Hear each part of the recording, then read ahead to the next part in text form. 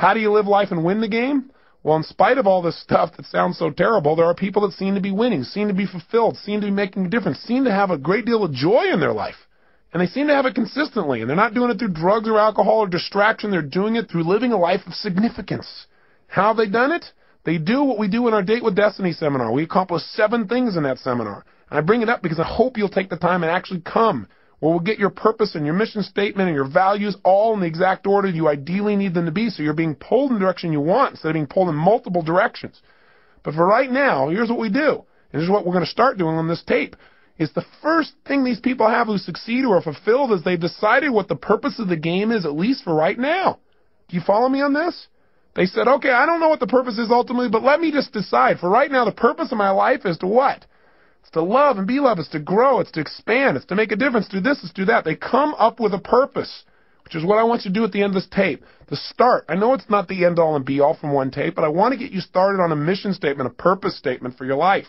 You got to have that. If you don't at least have a target, if you don't know what the goal of the game is, you don't know what to decide to do. We have all these choices, all these opportunities. So you don't have to choose between something that's good and bad. You have to choose between something that's good and something that's great. But if you don't know what your purpose is, if you don't know what you value most in life, you can't make an easy decision. All decision-making is value clarification. See, if you don't know where you're going, then you can get there by any road, because you're not going to know the difference.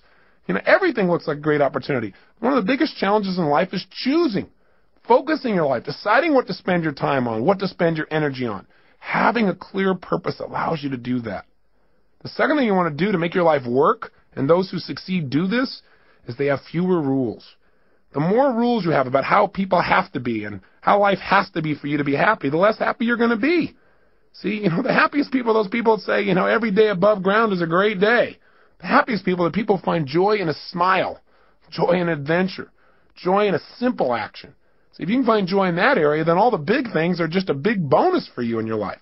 So when you find yourself starting to react to something that someone else has done, then you might want to ask yourself, how significant is this really, right? Is this so bad? Is it okay for this person to have a different opinion, a different view, a different feeling than me in this area?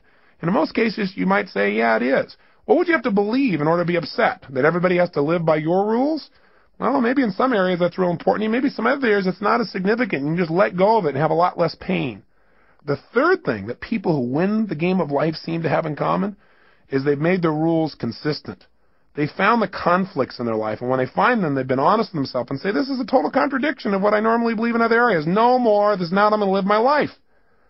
Fourth thing these people do that make them succeed is they give themselves pleasure whenever they win, even when the world doesn't. This is really important. You got to realize that sometimes you'll do everything right and you won't get acknowledged. So what? Acknowledge yourself. You got to catch yourself doing little things right and give yourself the pleasure you deserve. After all, if somebody else tells you, hey, great job, and that makes you feel good, it's not them saying great job that makes you feel good. It's when they say great job, you stop and say, that means I get to feel good, and you send a little neurotransmitter that allows yourself to feel the pleasure feeling in your body. Why not just give it to yourself so that you keep yourself on track, so you're always reinforcing good behaviors, excellent behaviors, commitments to your highest values. Fifth thing these people have in common is when they screw up, when they don't do things right, when they violate their own values, when they violate their own sense of purpose in life, they give themselves a short burst of pain. They say, hey, this is not who I am. I stand for more.